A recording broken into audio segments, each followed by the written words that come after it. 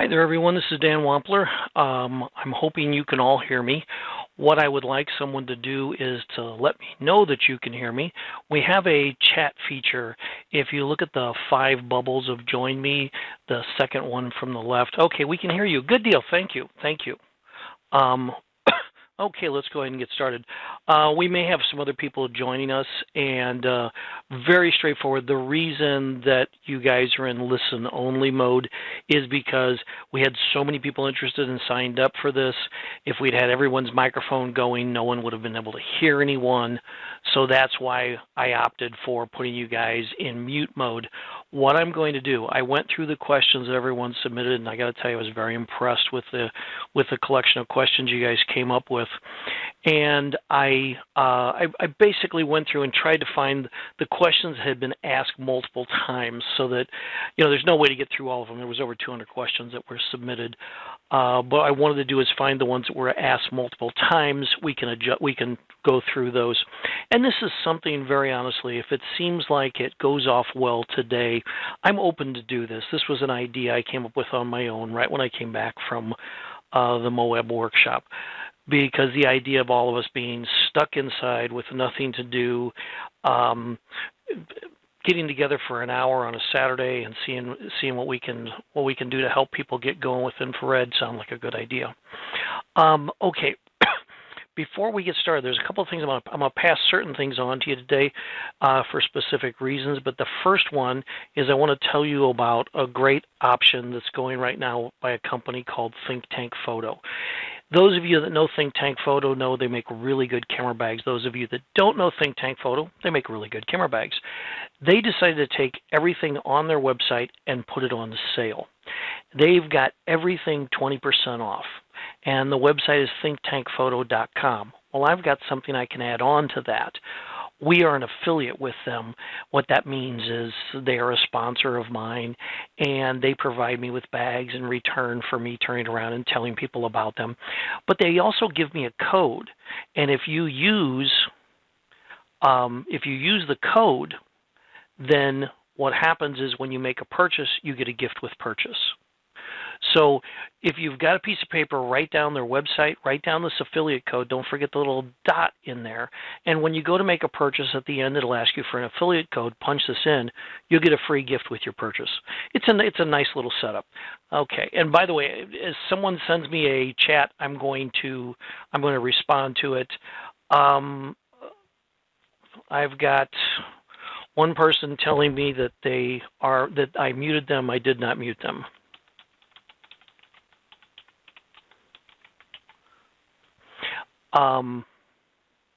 So let's go ahead and get started. Some of these questions are very, very basic. So if it's a question that seems very basic to you, just hang on, because we're going to get to more complicated questions as we move forward. I started at what I thought was the most basic questions and moved into more complex ones. The first question, this was asked by someone who is new to infrared. They wanted to know what equipment is required for infrared photography. Well, quite simply, you have 2 options. You can use a filter on the front of your natural color camera, at which point you're going to require very, very long exposures. It's much more challenging. It's not going to give you the high quality stuff that you're seeing on LifePixel's page.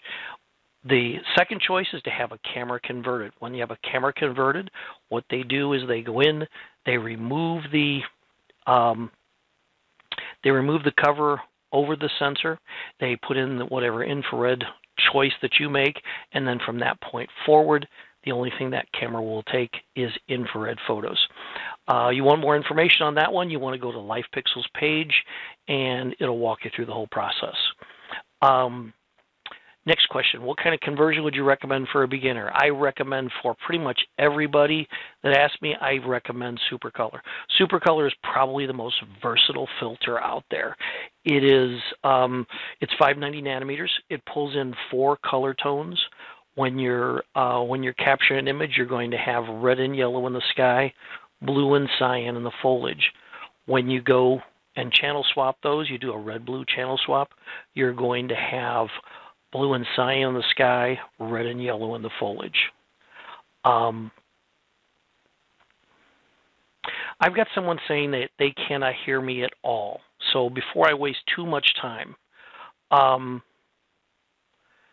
someone else, please go into chat and let me know that you hear me. I've got one person telling me that the host has muted me. I did not mute anyone. Okay, good. You hear me. Good. Okay. The only downside of not being able to two-way communicate with people is I feel like I'm talking to myself. Okay. We're gonna go forward with this. As I was saying, with Supercolor, it seems to be the most versatile. Supercolor gives you the ability to create the Supercolor look. You can get the look of enhanced IR at 665 with a little bit of work. You can get the look of 720, which is standard IR, which is the white foliage and the blue sky. You can also make black and white off of a Supercolor image. The only look that you can't really recreate from Supercolor is Hypercolor. And that's the one that comes up quite a bit. One of the questions that I was asked was, what do I shoot?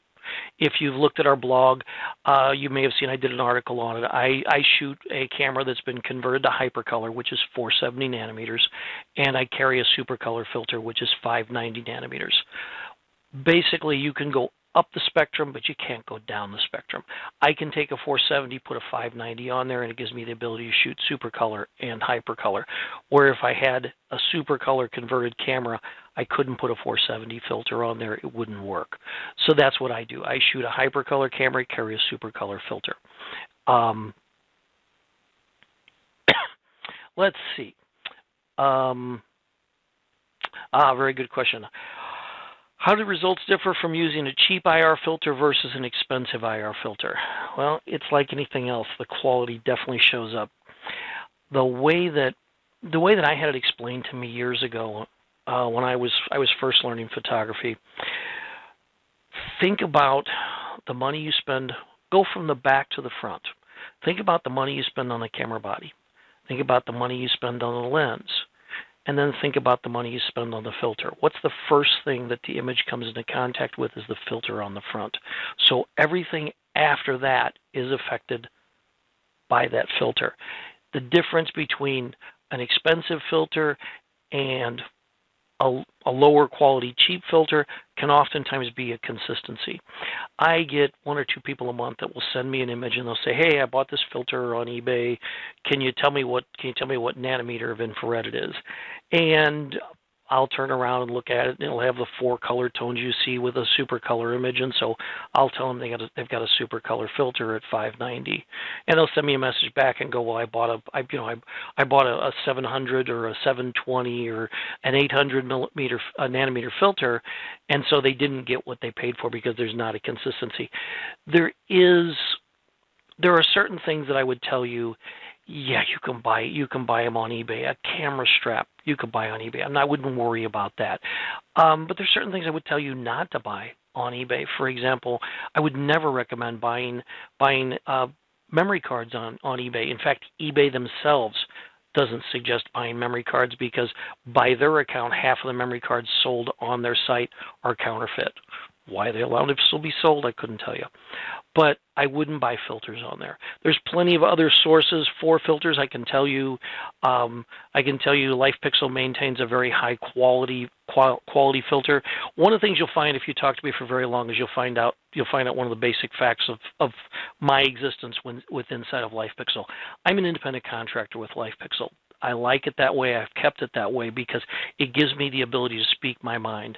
I am not tied to, I have to say this because it's a company line. I will give you my honest opinion if you call me and ask me. And the reason that I work with LifePixel is because they're the number one company. The reason they're a number one company is because of the fact that they have a high quality product. Their filters that are 590 are 590. 720 is 720, and they maintain a high quality product. And so when you go and you buy those cheapy filters, sometimes you get what you pay for. And unfortunately, that's not always a good thing. Now, let's see. Next one. Wait a minute. I got a chat coming in. Let's see what we've got. Make sure the volume is on my computer. I promise you the volume is on my computer. I do this all day long. So if you're unable to hear me, it's probably because your speakers are turned off. Okay. There was a lot of questions placed about white balance.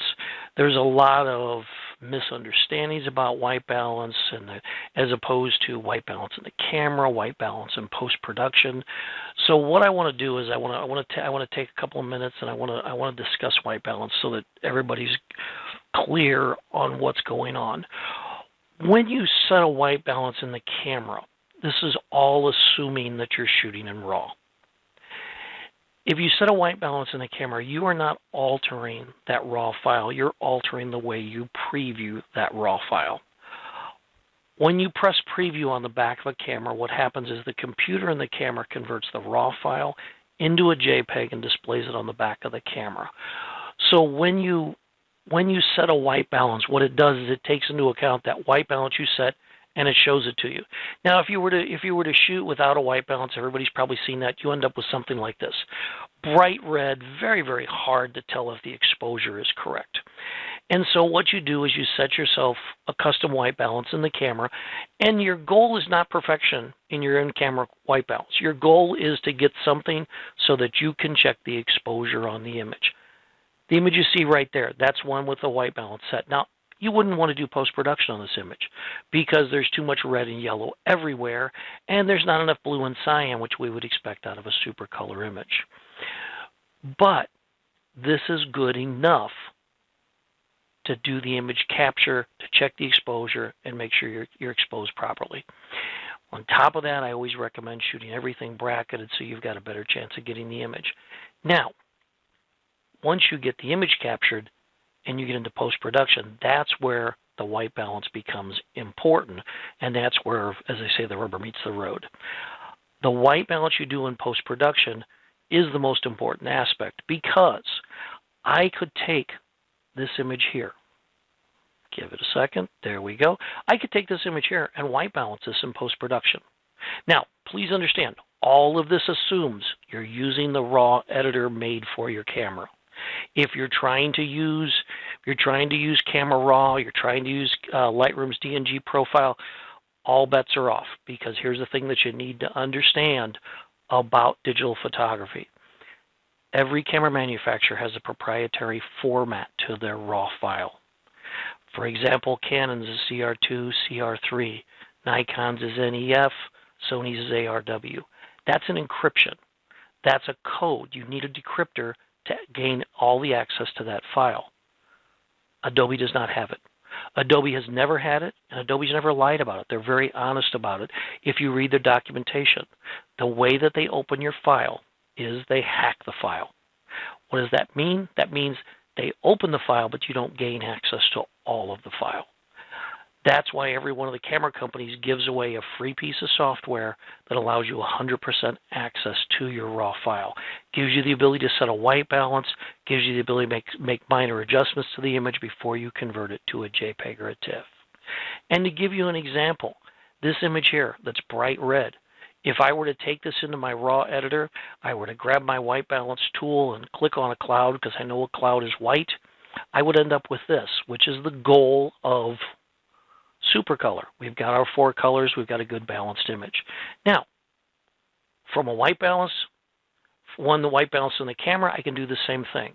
I can go in, I can set a white balance, and then I've got myself a good balanced image.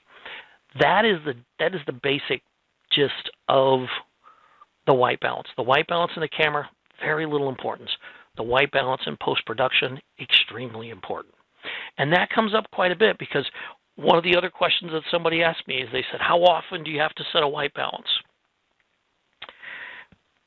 My answer to that one is whenever you need it. Whenever you can't check your exposure, that's when you need to set a white balance. I'll give you an example. I am using the same white balance on my camera that I set May 29th of last year. I've been shooting digital infrared for 16 years. And in that amount of time, I have had one perfect white balance. It's the one I'm using right now.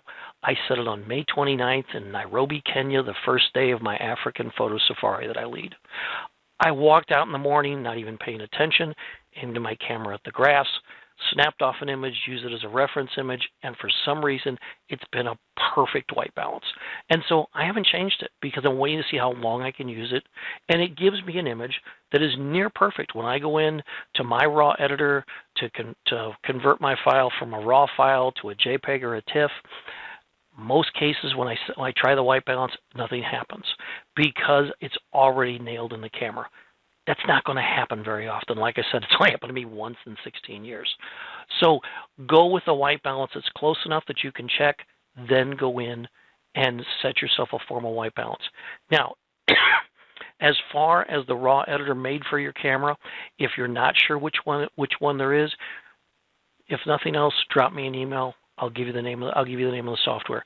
They all have a different name to them, and they all work extremely easy. They're not as fast as Camera Raw. They're not as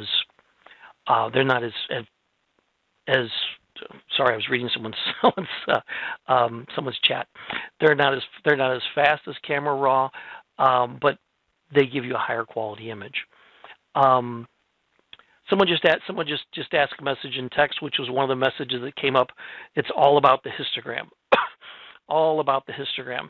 For me, as a photographer, I started off in the film world. I've been teaching photography since 1982, and whenever anybody throws the word histogram out, my whole thing is I could care less about a histogram because I care about the image, not the histogram. I've seen beautiful images with horrible histograms, and I've seen beautiful histograms that are horrible images. But here's the thing that you'd want to keep in mind. And this sort of flows into a couple of questions that people ask. When you convert a camera, you convert the sensor. There's basically three parts to a camera. There is the lens, there's a sensor, and there's a computer. Before you convert the camera, light comes through the lens, the sensor captures color information, the computer in the camera says, let's make a color image, and everything works perfectly. You convert the sensor, and now you have an infrared camera. Light comes through the lens. The sensor captures infrared information. The computer in the camera says, let's make a color image. So guess what? If you're reading a histogram from a camera that thinks it's making a color image and the histogram is wrong, should you be surprised? No, you shouldn't. It's trying to take readings based on trying to make a color image off of infrared information. This leads into another thing people will ask about shooting in priority modes. You know, why is it when I set one of my priority modes, I've got to be off by 3 or 4 stops one time, 2 or 3 stops the next time? It's because that computer in the camera thinks it's making a color image. Anytime you let that computer make decisions for you and it makes the wrong decision, you should not be surprised, because it is taking the information coming in and it is basing it on, I'm trying to create a color image, this is the best settings for it.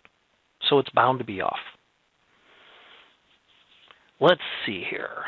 I want to keep things in order. Oh, the next one leads right into that. A lot of questions about hotspots. For those of you that aren't familiar with a hotspot is a condition that occurs right in the center of the image. Give me just a second here. This is not going to be a great representation. It's going to be sort of a representation. A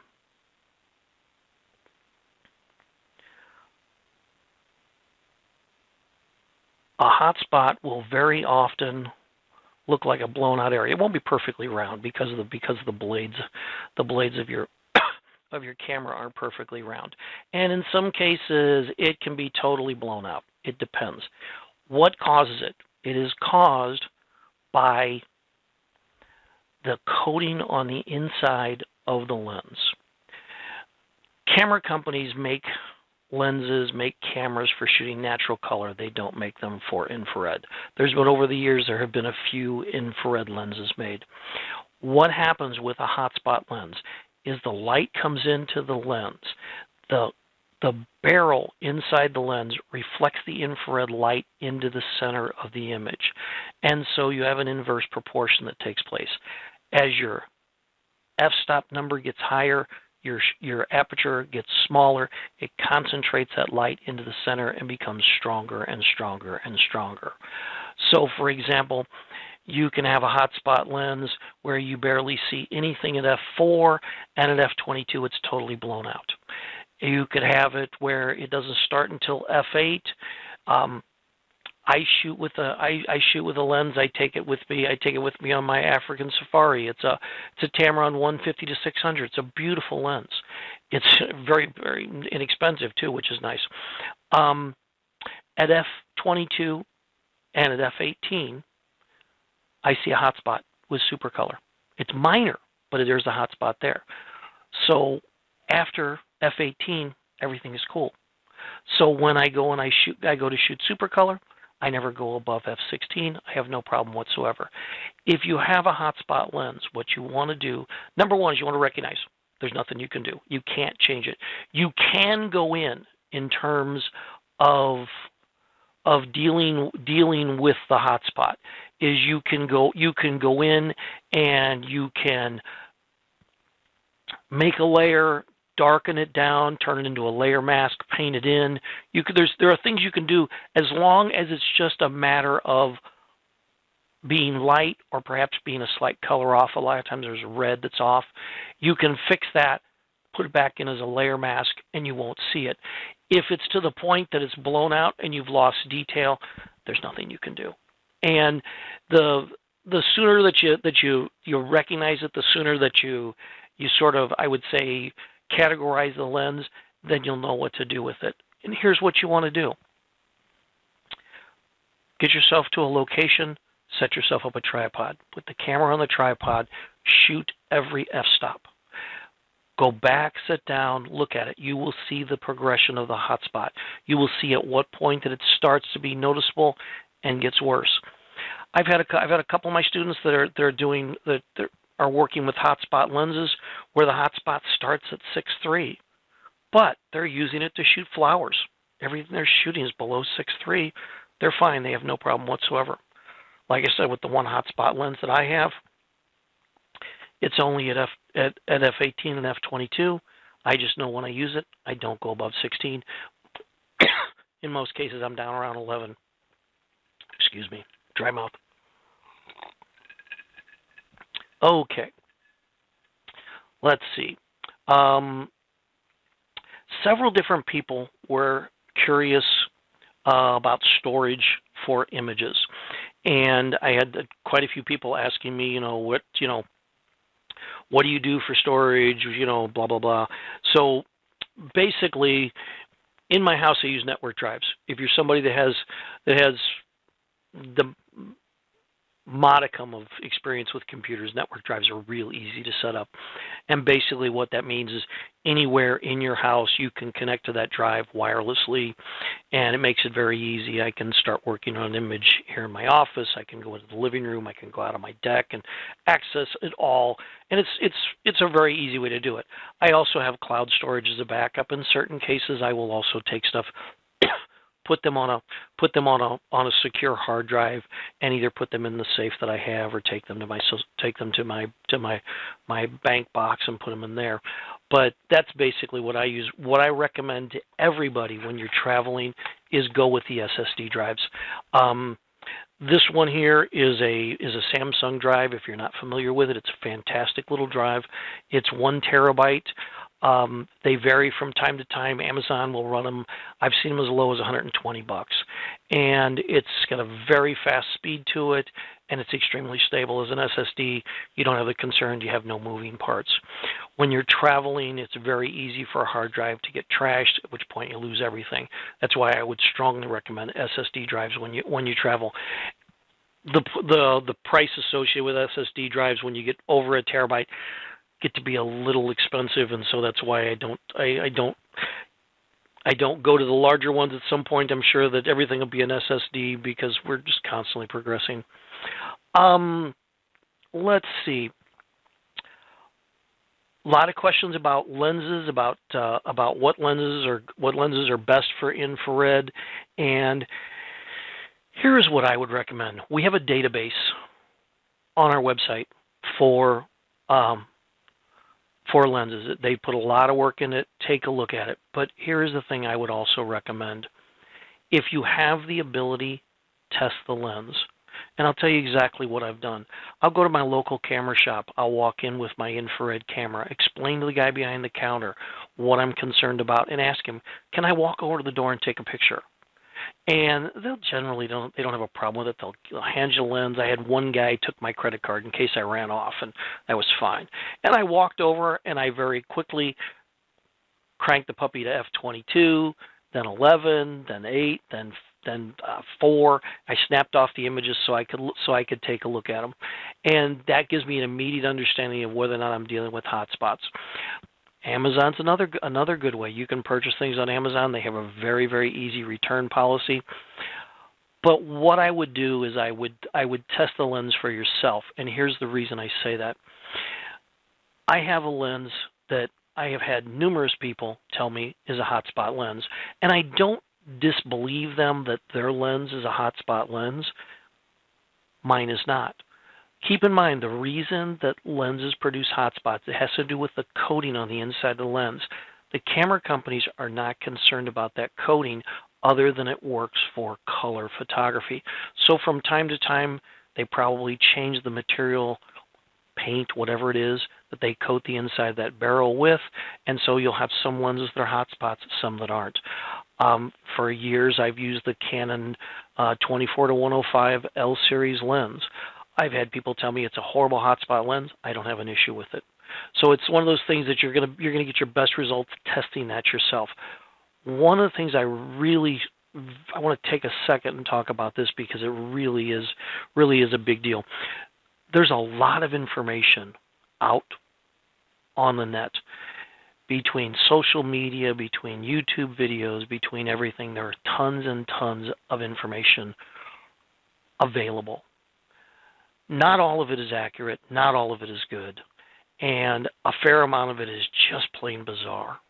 And what I recommend doing is, before you look at anybody's information, keep in mind that when you start looking at someone's video, you start listening to what someone is saying on Facebook or on Instagram or something, you're spending your time and you're learning. Make sure you're learning the correct thing. And the easiest way to do that is to look at the person's work. The thing I tell people all day long, I'll have somebody contact me and they'll say, think about taking training from you. What can you tell me? And I'll turn around and I'll direct them. I'll direct them to my website, which is my name, danwampler.com, or I'll direct them to the small gallery I have on Life Pixels page, and I'll tell them, go look at my work. If you like my work, I can show you how to do it because I have no magical ability. But if you don't like my work, you don't want to learn from me because this is what I do. You need to take that approach when you're watching these videos on YouTube, when you're listening to people talk on Facebook. Make sure that this person is producing the type of work you want to emulate. Because if you go and you look at their work and their work is completely flat, has no life to it, no dynamic range, it's just not what you want, don't waste your time listening to them. Make sure that you're listening to someone that's doing what you're trying to do, what you want to do. Okay.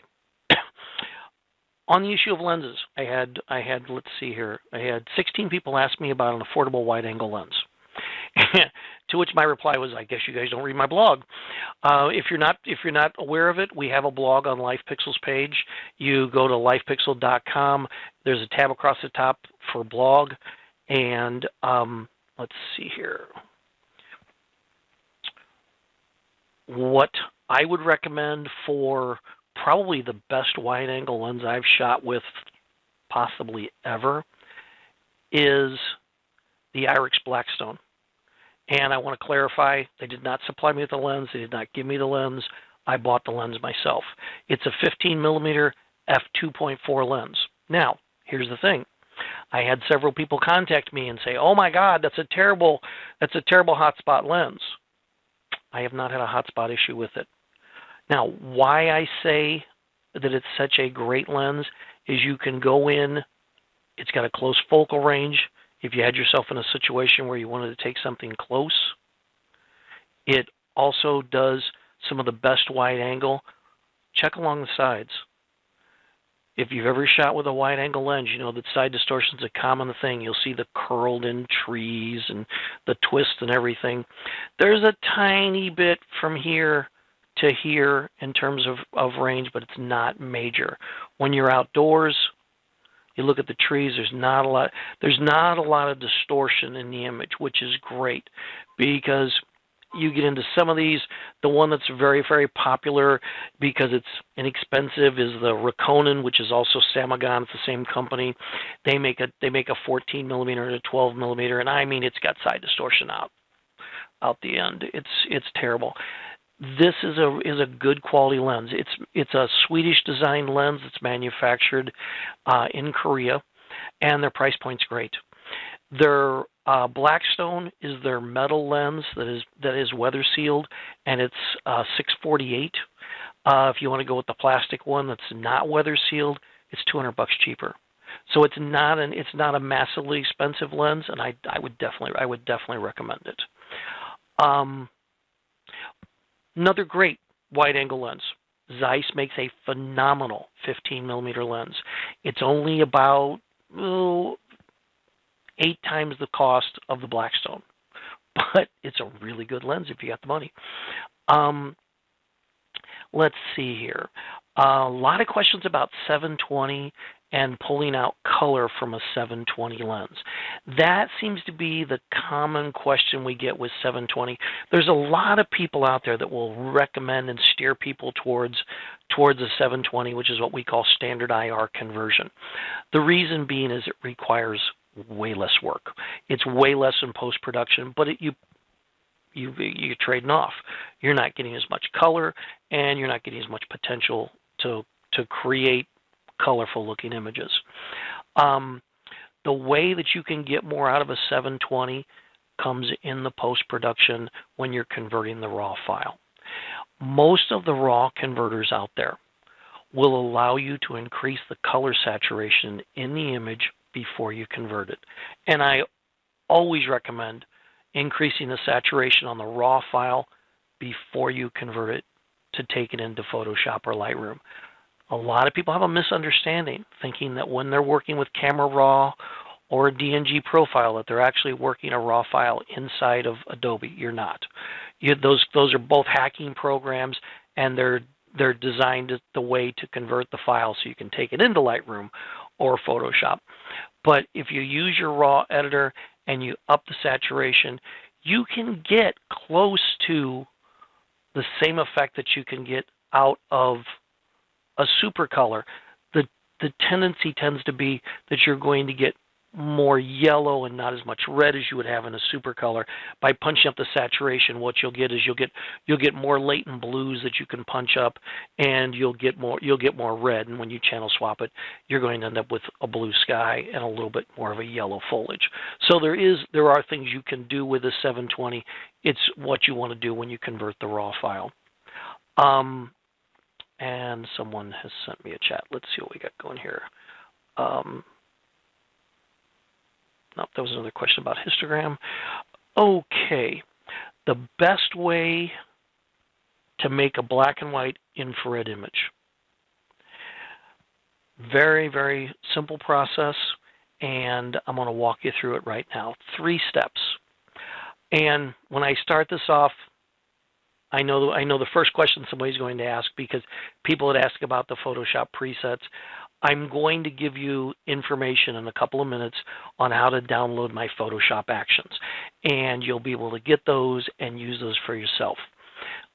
Once we get through this with the black and white, I'm going to go straight into the Photoshop actions. I've got a 3-step process I use for making a black and white image. The first thing I do is I run my first.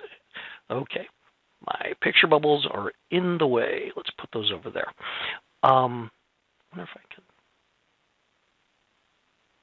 There we go. Okay, the first thing I will do is I will run my first action, because what it does is it balances the image out and channel swaps it for me. And like I said, in a minute I'll show you guys exactly all 3 actions and what they do. Now I've got my image balanced and channel swapped. And what I mean by balance is it ran auto tone, auto color, auto contrast, and then it swapped the red and blue channels. So I've got something I can work with. Then that's step 1. Step 2 on making a monochrome image, I go to Image Adjustments and Black and White. I love this method for black and white because it gives me the maximum amount of control over my colors.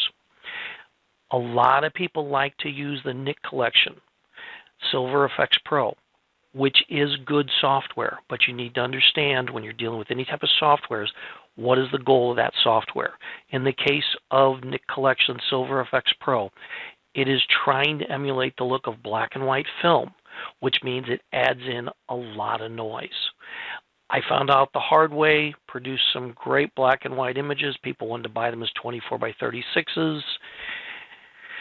They all sent them back because they were too noisy an image when they got printed that large, because of the fact that that software put noise into the image. So by doing it this way, and if I do it right, I'm not going to add any extra noise. So I've got my black and white open. My preview shows me what I've got. And I know that I've got red and yellow in my foliage, blue and cyan in the sky. So I can go in and I can adjust how much I want in terms of lightning. Do I want to take it to what degree on the foliage, and then in the sky I can take it down, because the goal with an infrared black and white image is to end up with as close to black a sky as we can. Now you'll notice that it's starting to pixelate here a little bit, so I want to be careful because I don't want to add too much noise.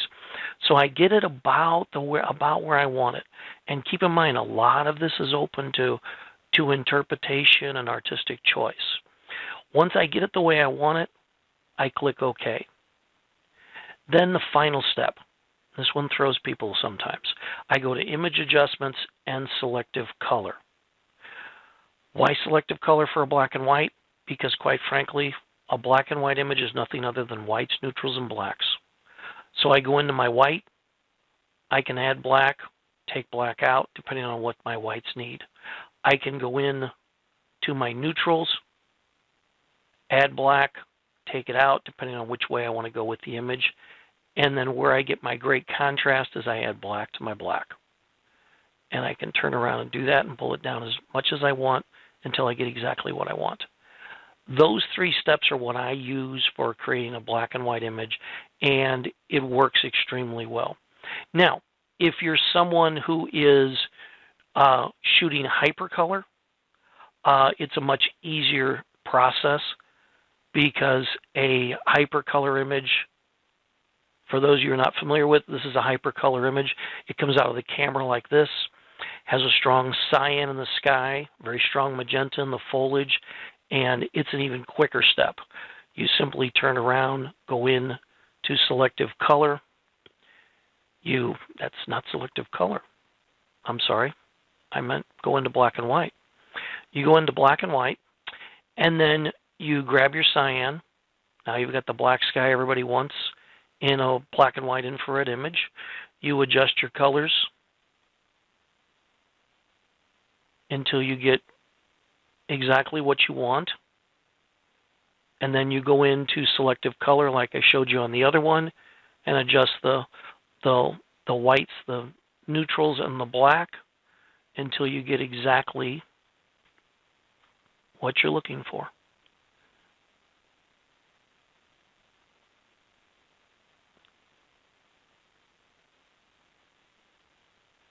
And now you also know the reason that I shoot hypercolor. A lot of cases is because of what it does for black and white. That, and for what it does with people in infrared. And that is actually one of the next questions. I was surprised how many people were curious about infrared portraits. Infrared portraits are challenging. You get curious. I've got a fair supply of them on my website, once again, which is danwampler.com. And the biggest issue you get into with infrared portraits are the eyes. If you go and you look at a lot of people shooting infrared portraits, you're going to see a lot of what is referred to as zombie eye, where you can't tell the pupil from the iris. And so what you end up with is you end up with a very, very dead eye sort of situation. I keep one here as a bad example. This one here looks almost like a mannequin, just very, very dead. What makes a difference with an infrared portrait is the eyes. The eyes make all the difference in the world. To give you an idea how unusual it is with infrared portraits, a couple of years ago I was contacted by Photo Hits magazine. If you're not familiar with Photo Hits magazine, I wasn't either. They are the equivalent of Popular Photography in Germany. And they wanted to do a piece on infrared portraits, wanted to use my images. Very flattering. They don't pay you for it. I said, of course, they could use my images. And I had to ask them why they were coming to the U.S. for somebody, didn't they have anybody in Germany? And the guy literally couldn't find anybody that was getting the faces to look the way that they wanted to have for their article. And there's a simple trick with it. Very, very simple trick. What you want to do, like I said, you don't want, this is where they're verging on the eye, the pupils are starting to get bigger there. What you need to do is keep the pupils small. And the way you do it is a very inexpensive thing. It's an LED ring flash. I had a Canon LED ring flash for years. Paid way too much for it. Out shooting with it one day, it stopped working. I came home and, like most men, I whined like a little child to my wife about how my expensive thing died. My wonderful wife knows nothing about camera gear, got on Amazon, ordered me an LED ring flash, $29. Came to the house, I looked at it, I'm like, what am I going to do with this? So I tried it. It works just as well as the expensive one. And here's the reason why.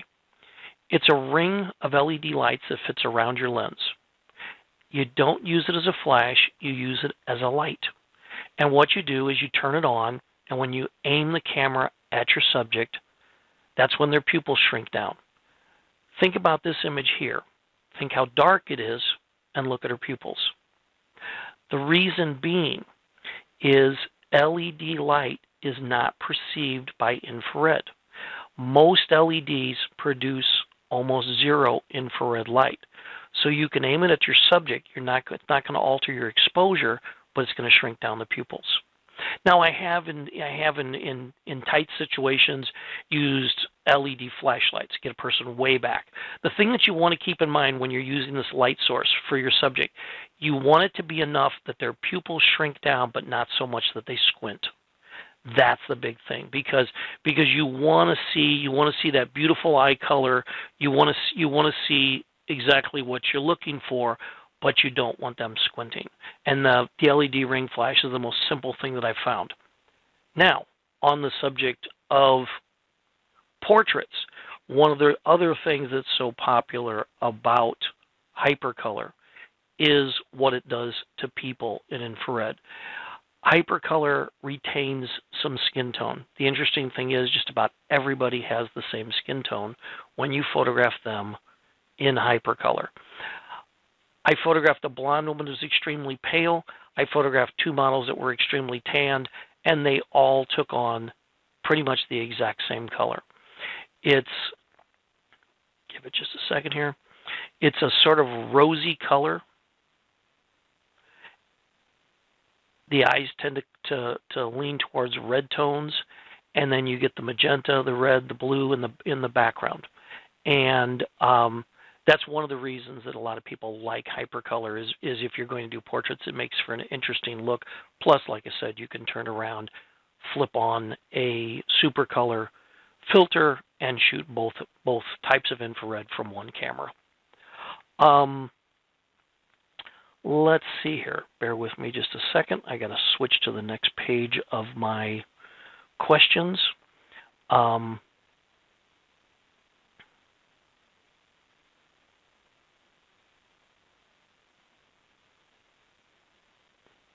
A lot of questions about editing and about editing software, and so my standard response to anybody is I use Photoshop. That's what I use. I don't really use anything other than Photoshop. I do also use the Nik collection as a plugin for Photoshop. One of the things that I want you to keep in mind, the Nik collection is fantastic software. And no, they didn't pay me to say that. But the thing about all of these softwares is, let's call them what they are. They're plugins. What that means is this plugin is taking the ability that Photoshop has and channeling it. So very simply, anything that I use the Nick collection for, I could do in Photoshop on my own. It's just, as you know, if you use the Nick collection, it does it faster and everything else. But one of the things that comes up so very often, I've been getting this one quite a bit recently, is people are saying, oh, you know, I want to do this stuff that I'm seeing. Let me find one here as an example, and I'm sort of giving away a blog that I'm about to put out next week, but I'm going to show you guys anyway. I got a lot of people asking me, you know, do I need to go buy so-and-so software? And I'm not going to talk names. I want to do different colors. I want to do all these different cool colors in my image. And if I buy this software, I can do that. And my response is, you can do that with Photoshop. This image here, we've got three different colors to it. The reason we've got three different colors to it is because, oops, hang on, there we go. We've got three different layers. We've got an image and two layer mask. And you can do whatever you want with colors in Photoshop once you learn how to do layers and layer mask. And believe me, if it's something you want to learn, it's not hard to learn. As most people know, some don't, I offer online training, and the thing that I tell people is I don't encourage signing up for a large number of classes because it's not going to take you a long time to learn what I have to teach you. And once you learn it, you can run with it in a bunch of different directions.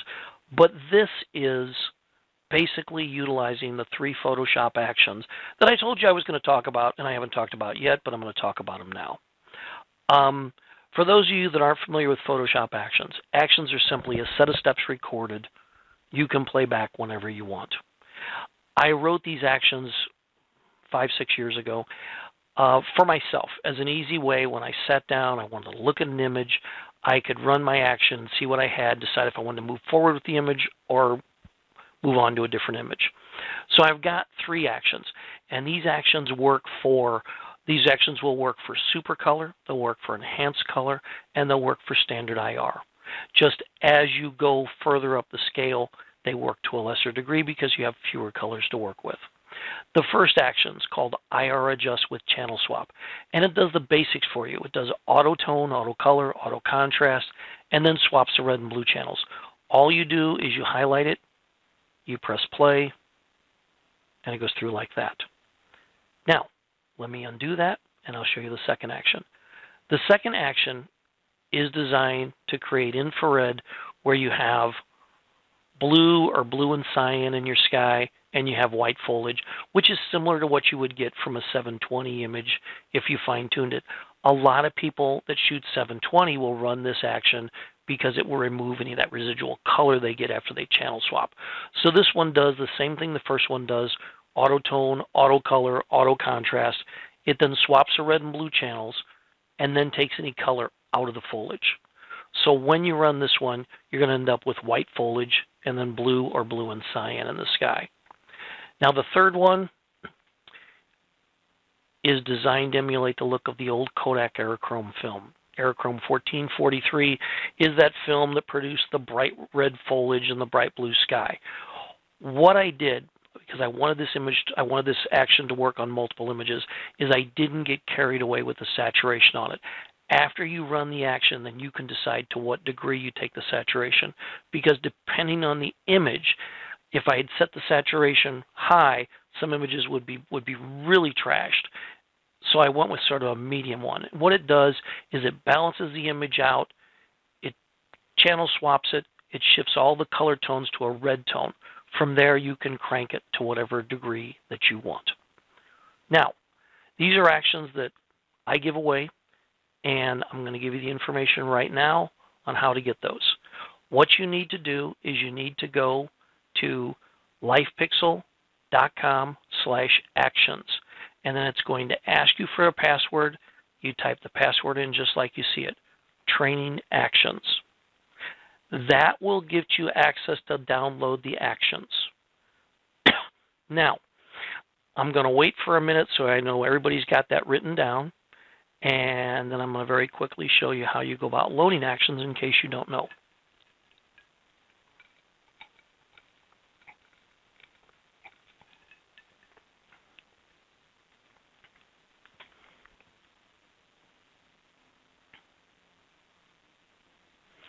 Okay, I'm going to hope that got it for everybody. If it didn't, you'll need to email me and I'll send you the information.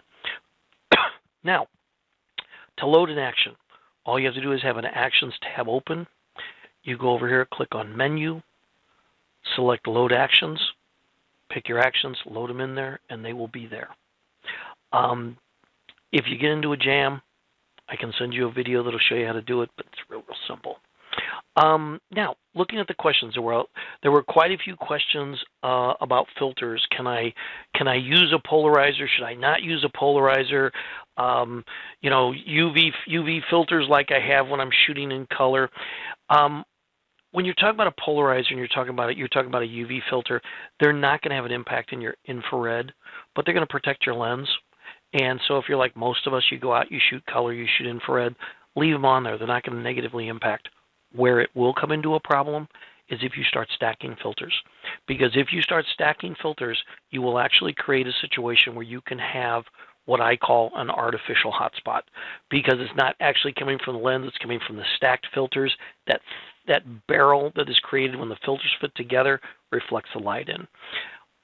I've seen it happen numerous times. People start stacking filters and they get a hotspot from that. So be mindful of that. If you're going to be using too many filters, not a good idea. Now, let's talk about something else that I have for you guys.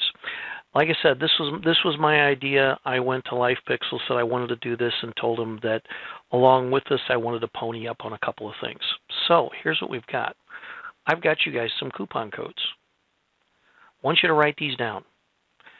You can save $50 off any workshop by using WS Save 50. You can save 20% off online training by using the code TRAIN20. And the highest discount I've ever managed to get out of LifePixel, $65 off of camera conversion by going CC Save 65. Now, I'm going to tell you this. I don't know if I'm supposed to, but I'm going to tell you anyway. Keep an eye out on Monday because there's more than likely going to be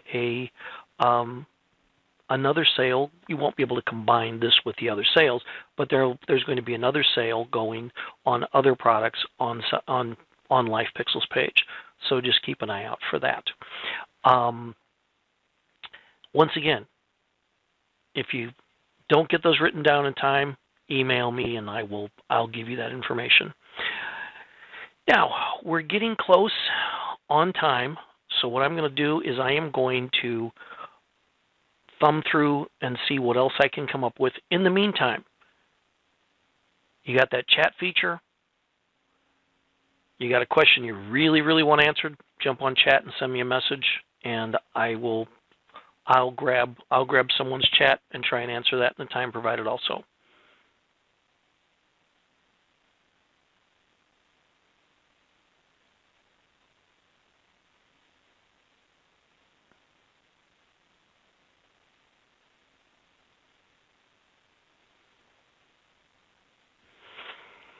Okay, a lot of questions about post-production.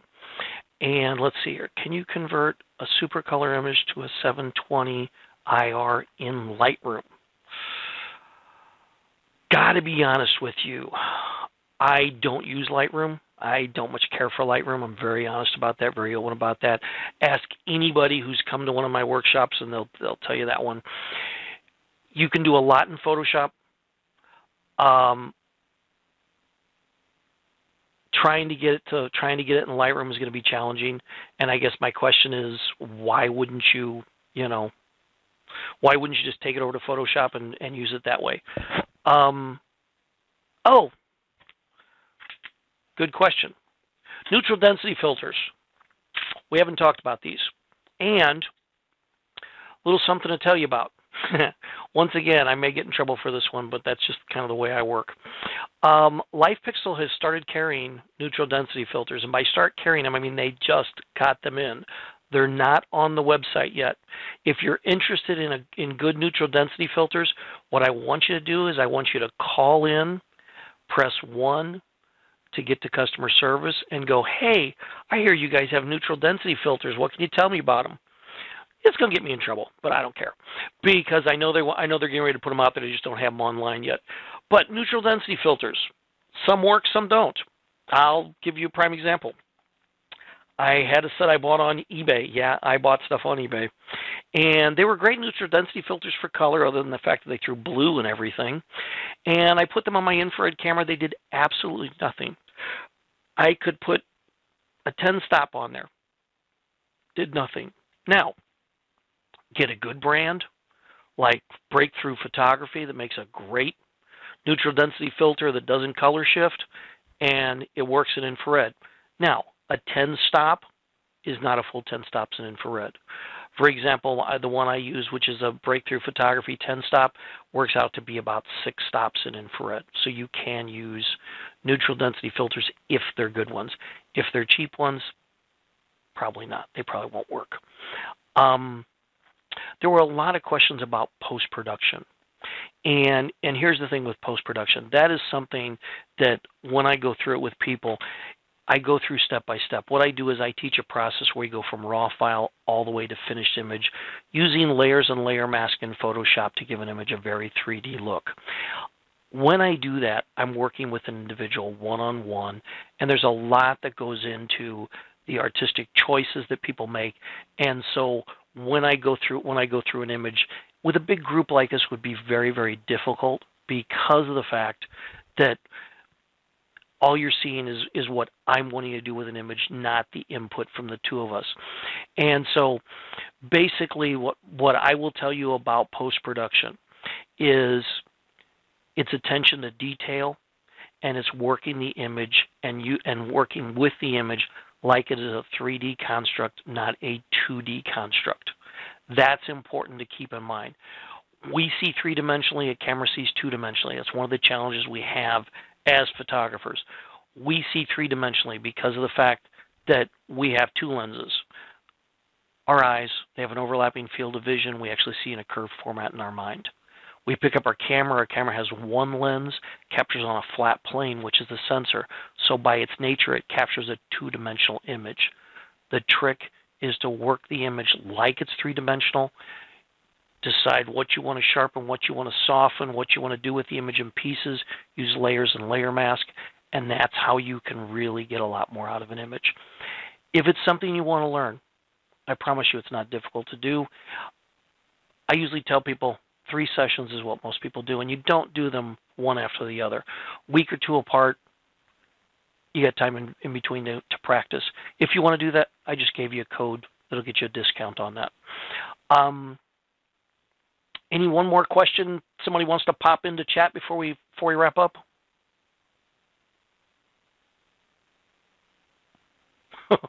Okay, I guess not. Well, I hope you guys found this useful. And do me a favor.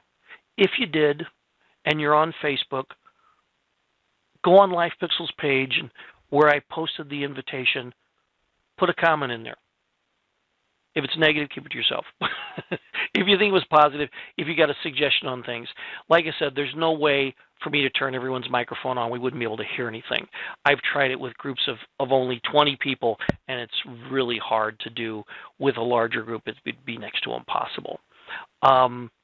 One final question came in. Any tips on improving sharpness? That's a good one, because here's the thing that a lot of people have an issue with, and that they don't realize. If you are using a DSLR, you have two choices. You have either a choice of having your camera calibrated to a particular lens, or you can shoot with what's called universal calibration. What a lot of people don't realize with universal calibration is in order to get sharp critical focus, you have to be using that camera in live view. Now, keep in mind, you can always manual focus a camera, an infrared converted camera, and you're just fine. Put the thing up to your eyes, manually focus it, it's going to be good. If you're using autofocus and you haven't calibrated to a lens, you need to be using live view. Now, another option, go mirrorless. Mirrorless focuses directly off the sensor. There should be no issues with focus on a mirrorless camera. As far as sharpening an image, that's a tough one. Be careful in post-production because sharpening is like HDR. There's a fine line between a little bit and way too much, and it's really easy to go way too much quicker than it is to stay where you want to be. Another thing I've found from working with people at workshops is a lot of people don't make use of their depth of field when they're capturing an image.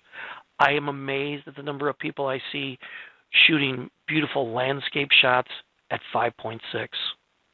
When they've got all this major depth to the image that they could be utilizing, they have got tons and tons of light, and they're shooting at a 5.6. And you sit there and go, why not at least an 11? And, I know there's all this concern about, oh, well, if you go above f8, there was some routine about if you go above f8, images aren't going to be sharp, and that's not the case. But yeah, sharpness, if you're using a mirrorless, you should have no issue. If you're using a DSLR and you don't have a calibrated lens, you want to be shooting in live view or manually focusing. Now, one other thing on the issue of sharpness, something for you to be aware of, and keep in mind when I tell you this, the average person would probably not notice it, but the depth of field is slightly narrower in infrared than it is in color. When it comes into play is when you get below 5.6. For example, if I was going to take someone's portrait, I wouldn't hesitate in color to grab a lens, take it to f2.8, get their face in there. Their nose is going to be sharp. Their eyes and face are going to be sharp, and then everything's going to start to go off into the softness. With infrared, if I try that at f2.8, I would either lose their nose or their eyes because that depth of field is just a little bit narrower. So keep that in mind when you're looking at something. Is it the sharpness or is it the drop in your depth of field? Another thing that comes into play is where are you focusing? I have this one happen all the time. I'll talk to somebody and they'll be setting up a shot and I'll say, hey, what's your subject? And they'll look at me like, what do you mean it's a landscape? And I'm like, okay, well, what are you focusing on? You want to be focused on something. You want to have a subject of your image so that later on you build the image around whatever that subject is.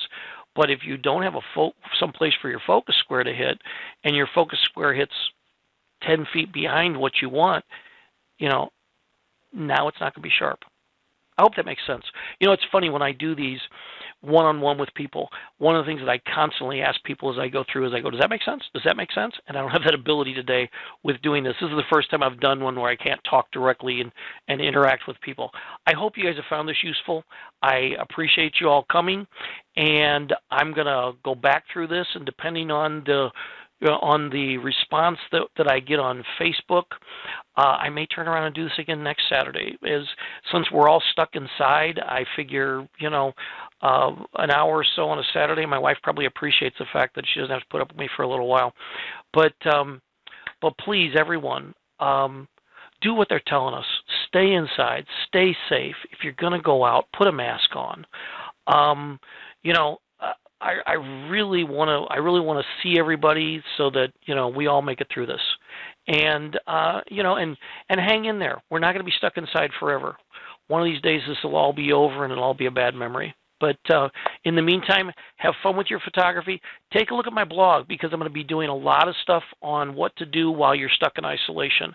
Because I got a bunch of ideas for a blog I'm going to be putting out in the next week or so. Okay, everyone, have a wonderful weekend.